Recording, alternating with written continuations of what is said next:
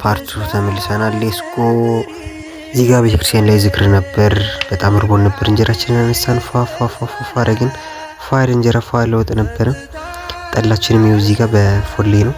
አይ ቲንክ በየአመቱ የሚዘጋጅ ፕሮግራም አላቸው። በጣም ብዙ ሰው ነው የነበረው። እኛም ያው ጸበላችንን ቀመስን። ፏ አርገን ጥርቀርቅን በለን።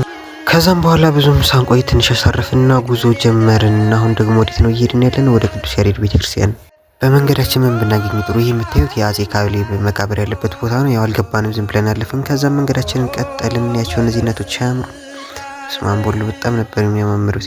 ፋይናሊ እዚህ ቦታ ላይ ደረስን። ይቺ ቦታ ቅዱስ ያሬድ ውሃ የጠጣባት ቦታ ናት። እዚህ ጋር ጠጥቶ ለማሳረፍ ወደዚህ ቦታ ሲሄድ ነው ያ ሁሉ ተአምሪት። ውሃ ጠጥቶ ወደዚች ለማሳረፍ ሲመጣ ነው ያ ሁላ ነገር የተካሄደው ማለት ነው። እኛም ሁሉንም አይተን በረከትህ ይድረሰን ብለን ብዙም ሳንቆይ መንገዳችንን ቀጠልን።